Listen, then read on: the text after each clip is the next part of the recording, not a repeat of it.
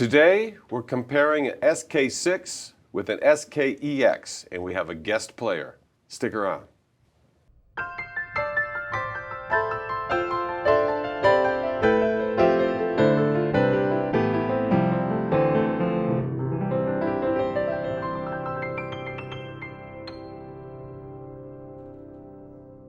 Hi, this is Ted Barcelou.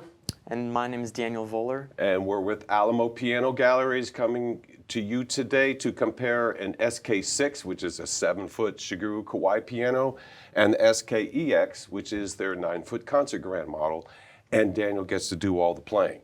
So, thank you for being here. It's great to have you back. Excited to hear you play. First off, I want to get a true, honest opinion. Both of these pianos, even though they sound different, are supposed to play exactly alike. So, there's no difference in any of the action components. They have the extended length key stick, they have this little groove, and then the carbon fiber action.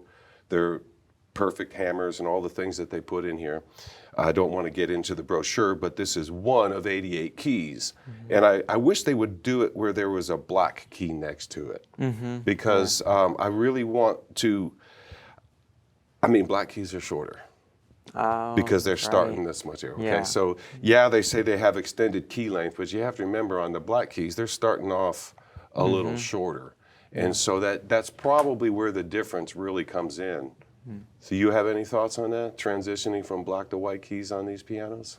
I actually never thought about that, to be honest. Good, so you didn't notice. Okay, well, that's what I they know want. that black keys are shorter, but I never thought about how that would affect how it feels to play them. So, okay, just in general, the 9-foot, the 7-foot, is there a difference in how they feel? In how they feel, I would say they pretty much play the exact same. Obviously, the main difference is going to be the sound, like you were saying, right? I've always contended that, yeah, they do play alike, even though it doesn't feel like it. You have to separate the feel from the same experience of getting a different tone out of the same action. So it kind of makes it, it's the same. Well, I guess it is the same thing. Yeah, but it's hard to separate the sound from the feel, you know. The sound affects the player immediately. The second you hear it, you either like the tone, you don't like the tone. And there's every now and then, I'm sure you practice on tons of different pianos, teach on different pianos. You'll get one piano that'll have, it's not really a sour key, but it's like intonation is off from the rest of them. Yeah. Like the hammer needs some attention. That one note in the course of a 2 or 3 hour practice, or even a 20 or 30, will drive you nuts. And so this is just one of 88 keys, so you need to think a lot about any one particular key can throw off the groove, the mojo, the thought pattern, the comfort. Okay, that's the main thing I think that affects a player, even just when they're in a room by themselves, no one here and practicing, is your comfort level gets destroyed. The first thing a player thinks of, if that happens in recital or in concert, I gotta not freak. Yeah. And the hardest thing, let me ask you this about piano. How did you even notice about what age you were when you realized you could play through mistakes that other people didn't notice except maybe your teacher on a good day? I still don't feel like I got to that point sometimes. Do you freeze when you make a mistake? You hesitate, you stall? Well, I always just wonder if anybody else noticed it, but I just try to continue like no one did. I'd say since I started performing more regularly, maybe when I was like 11 or 12, I started being able to kind of just try to ignore it at least. Yeah, the tension of people looking at you, and then you're always thinking, don't lose the beat, no matter what. Exactly. And no matter how, if you got to throw in 3 extra measures just to twist it around, because I've done that before. Just vamp here, where's it go next? And then luckily, sometimes I was always with another guy on stage, because don't make a face. You go, oh yeah, the bridge. So anyway, enough about the action. I do want to point out that the damper system on the Kawai pianos. I don't know if this is really working properly. I think this model is just a hair different because they had a change. These hammers, when they go up kind of crooked. Yeah. The front end lifts up before the back end, if I'm mistaken, right? And that cuts down on that noise that you can hear. Because if you get on any grand piano and then you just pump that the dampers, the sustain pedal, you can get that harp to make some really wild noises. Yeah. that noise is at least half as loud on all the SK pianos because of that difference they put on the hammers. And Yeah. there's two felts on some of these keys and on some of the strings hitting them, especially in the bass, and it makes a huge difference in the bass just to lift those instead of having them almost pulling the string up with them, they lift up. So what we're going to do is we're going to have a listen to you play probably the SK6, and then we'll have a comparison of you playing to the SKEX. We'll be right back.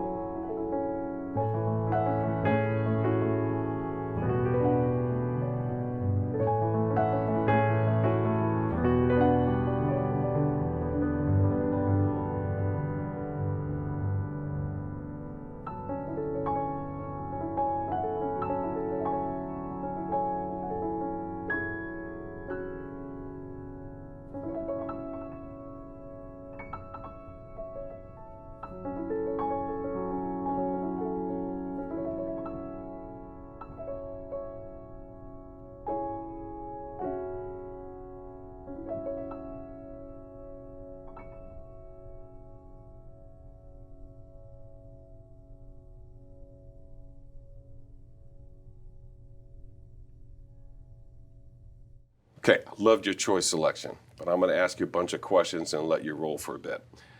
Which piano is more attractive to you? And I'm going to say, please don't go with the obvious, but at the same time, why? And then how do you compare these two instruments to one another, and what do you like, dislike? For example, you played this piece that was really, really light. Is it better on a smaller piano or on a larger one? Let's hear your take on these two. Well, you said not to go with the obvious answer, but in the perfect setting, I would obviously want to play a concert grand, right? But it depends on the space you're in too, as far as like which piece sounds the best on it, kind of. Right. So for today, I decided to play two pieces that were a lot different from each other. I played Bach and then I played Ravel. So Baroque and Impressionistic, you can't get much different than that. Right. So I think they sounded pretty good on each one. But for this space, it seemed like the SK6 actually sounded a little bit more natural to me. I'm not used to playing on a 9-foot piano for just practicing, obviously. So I was able to get a really broad range of sound from the SK6, and I can definitely see if you were in more of like a concert hall, then the EX would be really, really powerful, and you could get like the same range of sound. So that's my first thoughts.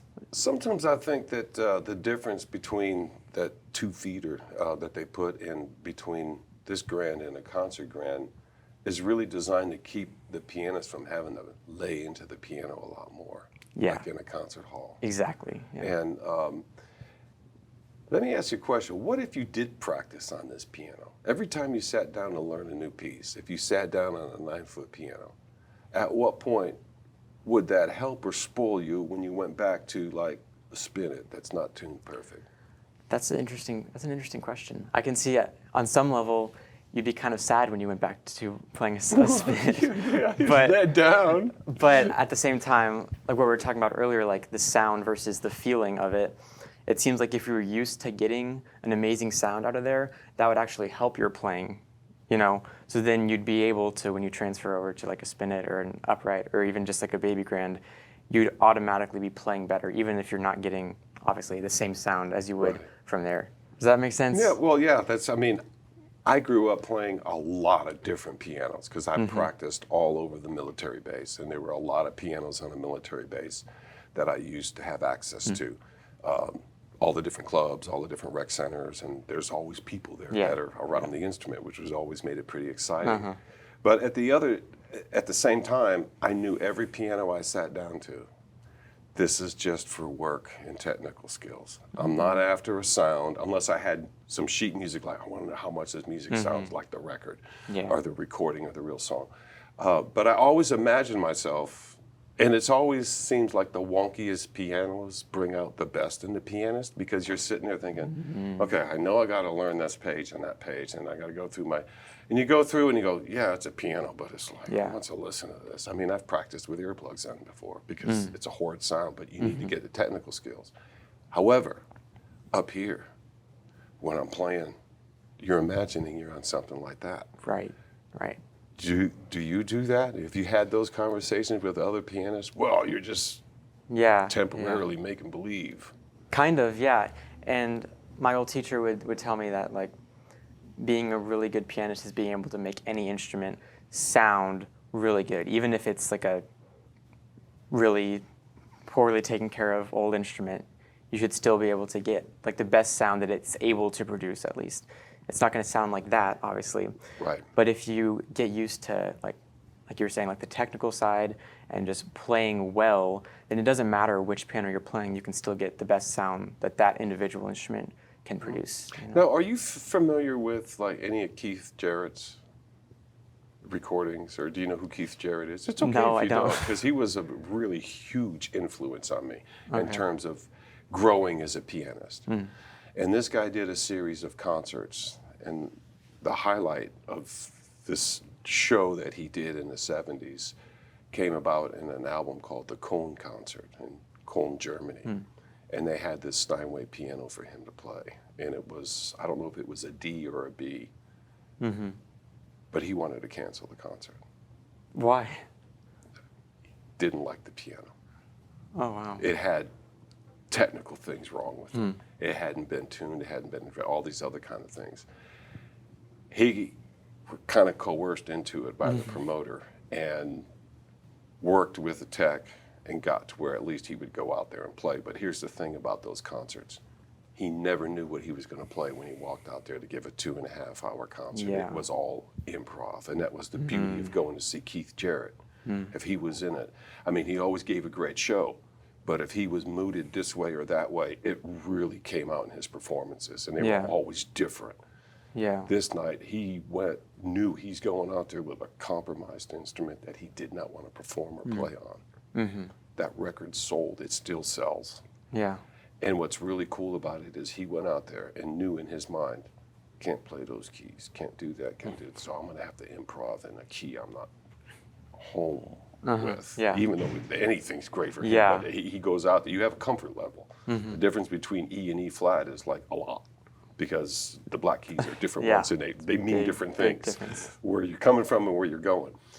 So with that, if he couldn't play in a certain key, he had to give a concert around it, and it ended up being one of his most talked about landmark albums. And it wasn't until at least 15 or 20 years later that someone started saying, well, you know, that piano was a piece of junk. That was the whole thing about that concert. Really? Yeah. And so I And you was would a never even teenager. know. I'm reading about it like, man, the dude, he got, the mojo to go out there and give a concert and get standing ovations. So with that, it's always kind of up here. Yeah, absolutely. On And the that's something instrument. people don't talk about as often because they think like, oh, well, if you perform often, you practice, then you know what to do. But there's a lot of adaptability because you never really know what you're going to walk into as far as like the instrument, But So that's you where have your to adapt. imagination comes in, yeah? Yeah, so that's why you have to have it up here and not just right here, I may have mentioned this to you before. Are you familiar with a book called, I think it's called Piano Notes? And it's I usually have it's a Russell Sherman book. I don't know if you know of Russell Sherman or you've heard of him. I I've heard promise of you him, Ken yeah. can tell you lots about him. He is one of the predominant teachers, but the book is great. It's one of the best books any pianist can ever read. And I don't think there's one exercise or one thing in it.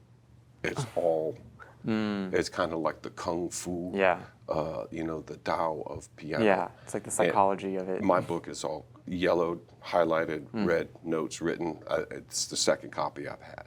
So with that, I'm recommending, we're going to walk out of here and I'm going to show you a copy of the book. It's out there on it's a store bookshelf. And any last comments, questions besides wanting one of these in your house? Yeah, I do want one of them in my house, or both of them. What do you have that you practice on? I have a Yamaha C5. Okay, that's a great It's piano. a really nice piano. Yeah, I'm very blessed. to I that have a one, but- couple. Matter of fact, I have a couple of professional pianists that I've put them in their Yamaha Yeah, C5s. you can rely on Yamaha C5s for sure. Absolutely. Yeah. Wonderful. Daniel, thank you for being here today. it's Again, been great to we be look here. forward to having you back. And thank you for watching and listening. You can find out more about these two wonderful instruments at alamopianogalleries.com, and also on other videos on this channel. You can hear Daniel play and give a review and comparison of an acoustic to a digital, and then digitals amongst themselves. I think we did. And hybrids? In hybrids, in hybrids.